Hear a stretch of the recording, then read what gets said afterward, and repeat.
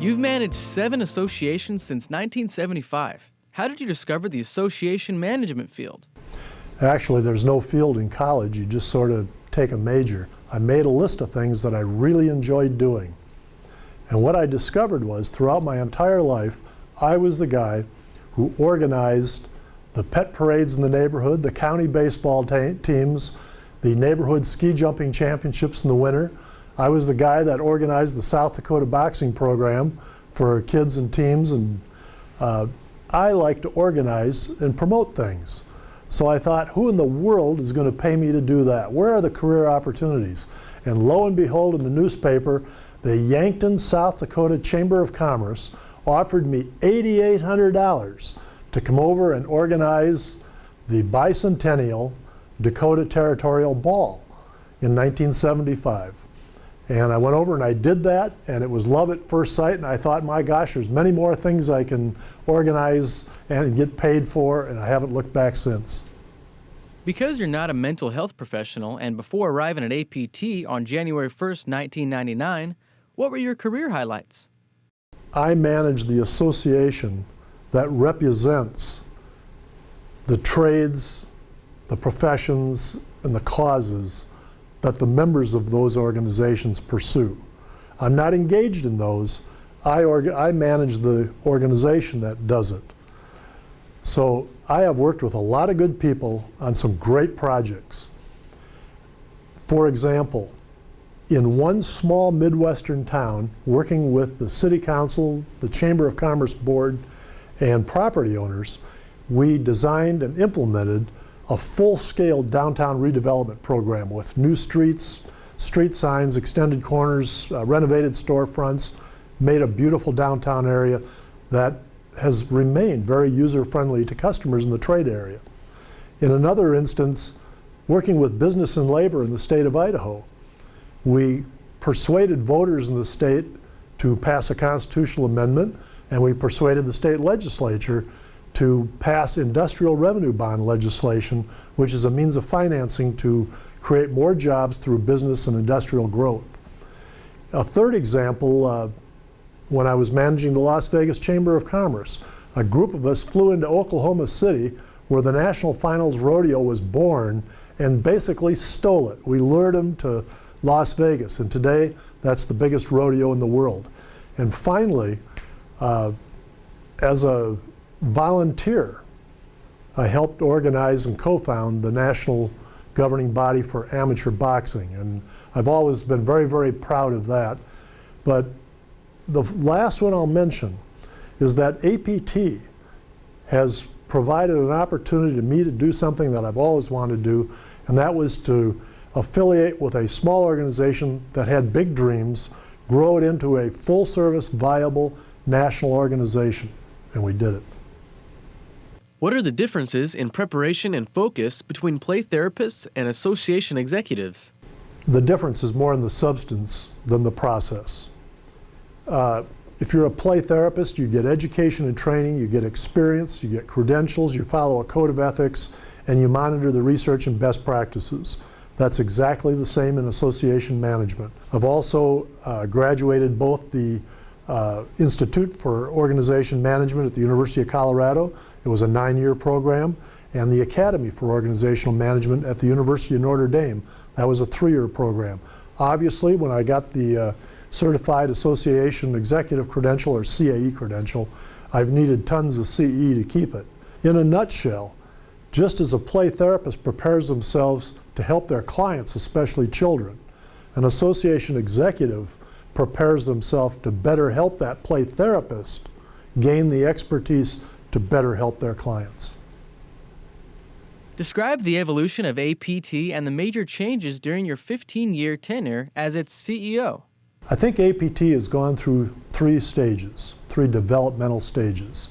Using mental health terminology, I think in its infancy, Charlie Schaefer and Kevin O'Connor formed APT. They didn't form a formal organization, they formed an informal networking group. It was a small collection of people, primarily academics, who generated and shared information. More and more practitioners and academics wanted access to that information, so they started subscribing to it. At that time they were called members, but they were really subscribers. They got Kevin's newsletter.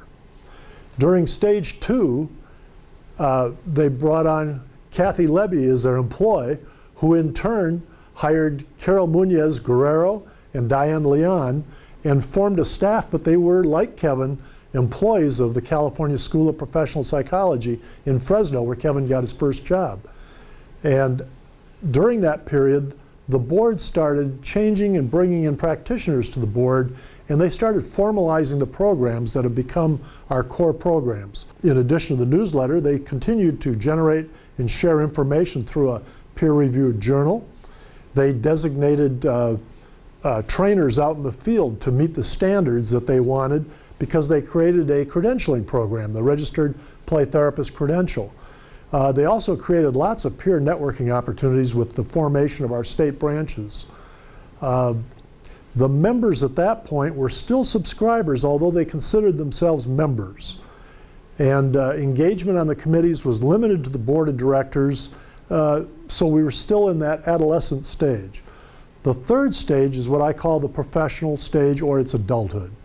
And in this stage, they shifted from being an informal organization to a formally corporated organization. They moved their offices from CSPP to their own offices with their own identity, and Kathy, Diane, and Carol became employees of APT, and they hired a professional association manager as their CEO. It was a move to a national professional society. During this period, the members became members. They not only got a vote for the board, and now the board is wholly elected by its membership and responsible to that membership, but the members also became fully engaged by participating in surveys, committees, and they can run for the board and be elected. So we've gone through the 3 stages of maturation. Today we're a financially stable, full-service organization that observes a very progressive form of governance called the policy governance model. How has the board's adoption of policy governance model impacted APT? The policy governance model more firmly and definitely defines the roles, responsibilities, and relationships between the board of directors, its CEO, and the membership.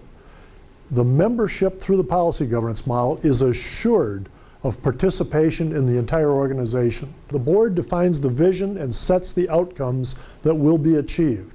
It delegates achievement of those outcomes to its CEO. The CEO works with the membership and staff to ensure that all of our programs contribute to those outcomes. It assures that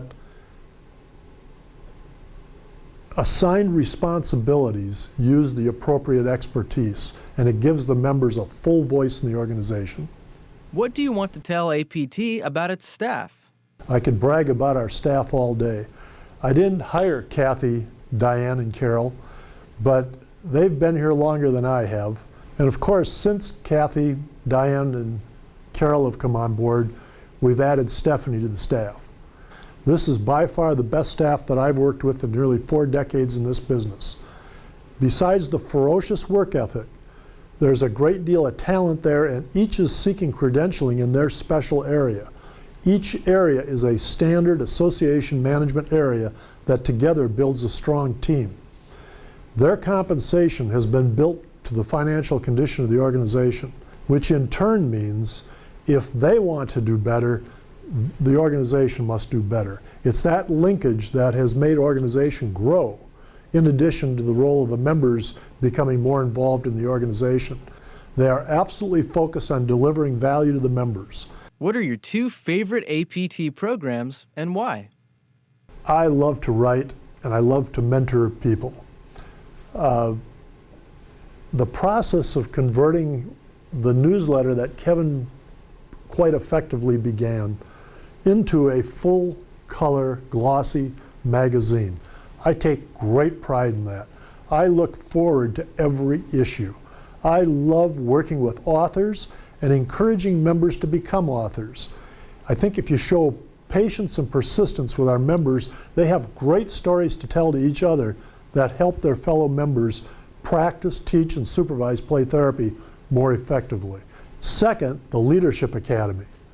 This is a place where we get the young new members in APT and teach them how APT conducts business. They think they come in there to learn more about play therapy, but they don't.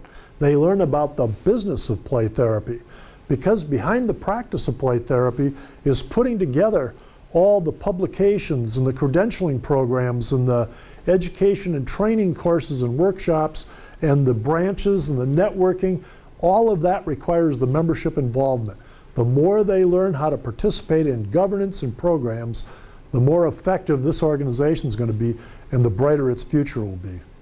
What is the key to play therapy growth outside the United States? When Kevin and Charlie formed APT, they didn't immediately incorporate it. They didn't make it a formal organization. What they really did was created a small network of people interested in play therapy, and over the years, they started building that network. They kept the network growing, and then when it reached that critical mass, they converted it into a formally incorporated organization. We work with representatives in about 20, 23 countries to enhance the presence of play therapy there. And the first thing they want to do is form an organization. But when you do that, you immediately inherit business concerns that you're not equipped to come through on. After working all day with clients, you come home and now you have to run the business of that organization.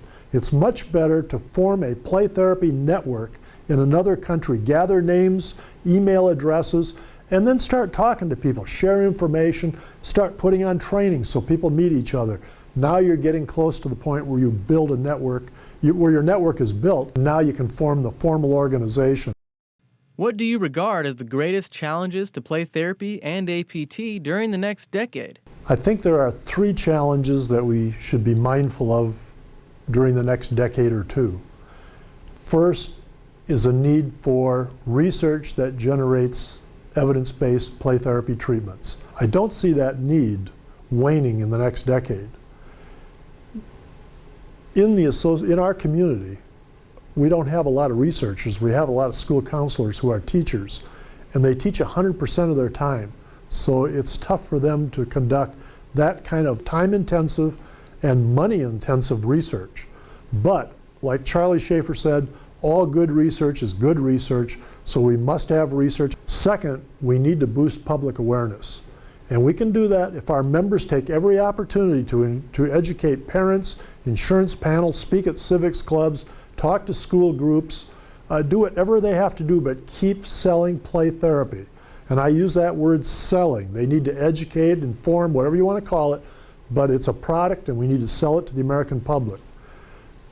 Third, regarding our organization itself, I am confident that we are electing good leaders to our board from our membership, and that our members are becoming more informed themselves of our need to stay fresh and frugal. We need to save our resources, spend them wisely, invest in the future, and never spend unless you can replenish it. But keep the organization strong, because that is the vehicle that advances play therapy and serves those involved in it. What will you miss most about APT and its members? I gave this board 4 years advance notice that I would retire on March 31, 2014, from the best job I've ever had in my life, bar none. Not only do I work with great people every day in the office, but I get to be in contact with great people every day over email, telephone, on our community forums to conduct business. Many have become friends, but so many I've enjoyed working with. So obviously I will miss the people most of all.